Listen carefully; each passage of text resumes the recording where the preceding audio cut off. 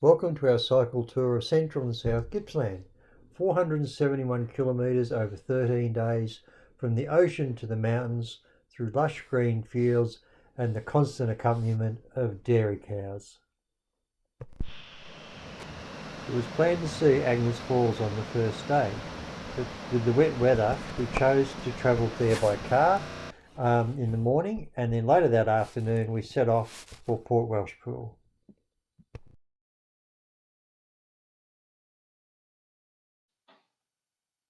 In its heyday, Port Welshpool had a 1 kilometre long jetty.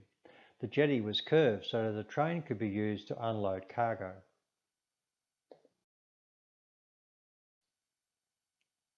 Leaving Sandy Point, we crossed Mount Liptrap, which provided a view of Wilson's Promontory in the distance. From Port Welshpool, we went to Sandy Point and camped to Bear Gully. It appears that Australia has a new type of road hazard which we saw on the road sign on the way to Bear Gully. This is a video taken from Walkerville South, and you can see in the little knoll we're scanning past just now over in the distance is where we started this morning's ride. This is a beautiful secluded spot with lovely sandy beaches. At Walkerville South you can see the ruins of the lime kilns where lime was made and shipped to Melbourne.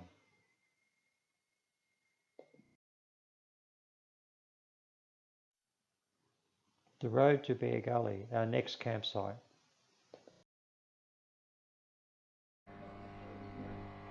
Bear Gully has a rocky foreshore with many rock pools to explore at low tide.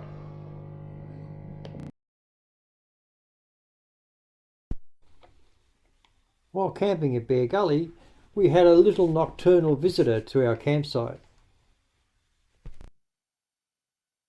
The ride from Bear Gully to Venus Bay was through typical Gippsland countryside and featured one of the many wind farms dotted across this area.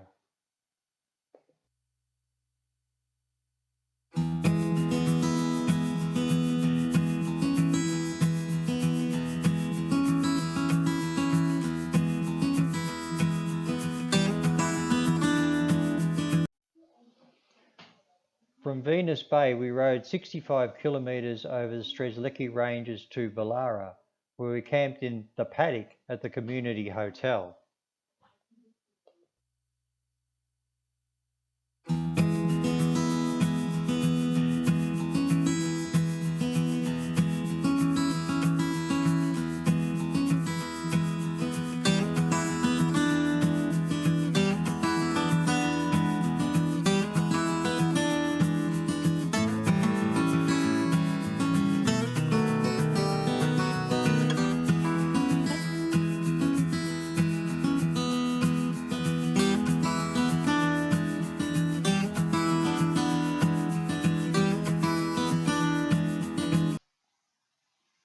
The early part of the climb from Merbu was very enjoyable, but this lulled us into a false sense of security as it got very steep near the top.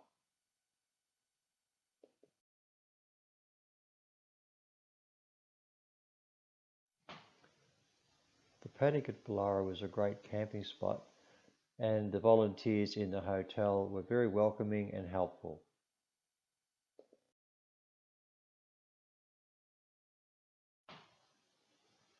The road from Ballara to Gormandale took us through the Latrobe Valley. This is the main power generation area of Victoria.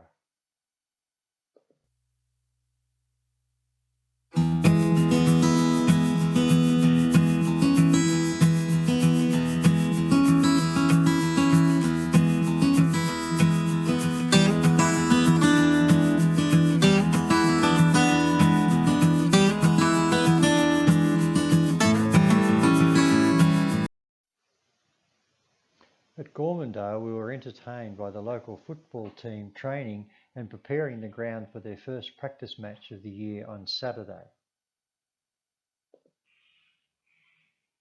From Gormandale we went to White Woman's Waterhole, which started with an 8-kilometre climb back over the Strzelecki Ranges.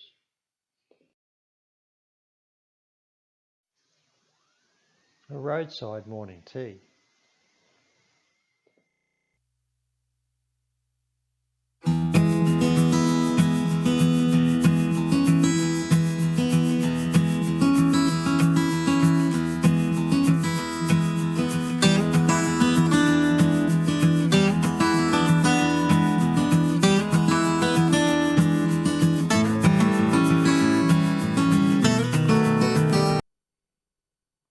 shed suitably decorated for a librarian.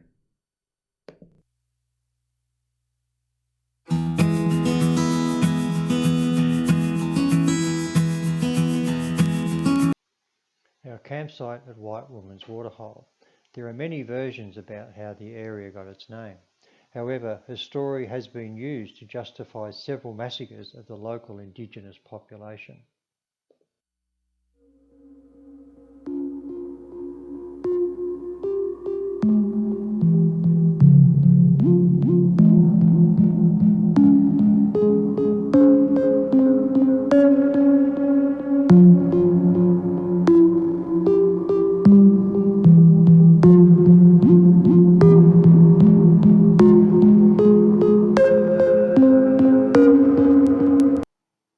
From White Woman's Waterhole, we went to the Tara Valley and the Tara Bulga National Park.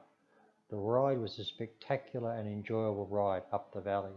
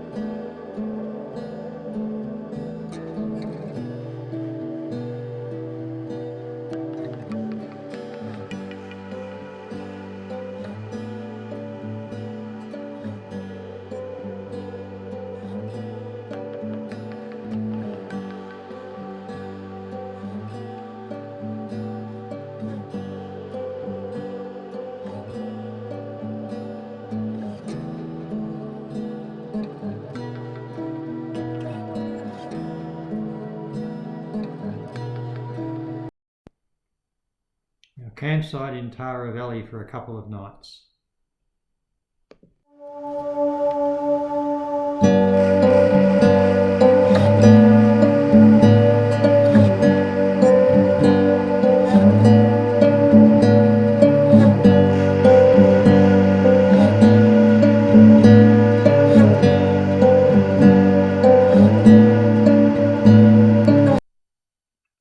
Where we also made some new friends.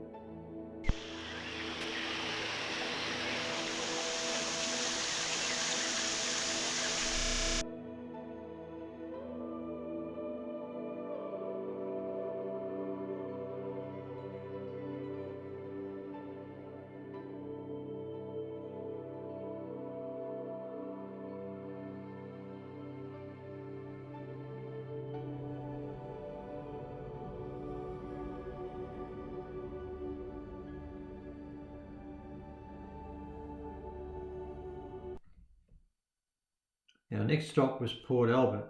We stopped at Yarram for coffee and to do some shopping, and in Port Albert had some really good fish and chips at the wharf. We had hoped to visit the Maritime Museum, but it was closed in order to protect the elderly staff from the coronavirus.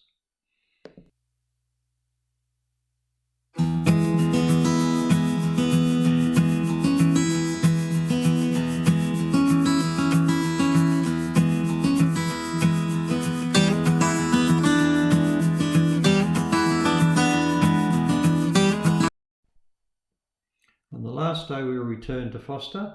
On the way we see evidence of protests against the wind turbines on farms, and we returned to Foster mainly via the Great Southern Rail Trail. So it's goodbye to the presence of Wilson's Promontory, the green lushness of Gippsland. Please subscribe to see more of our travels. Thank you.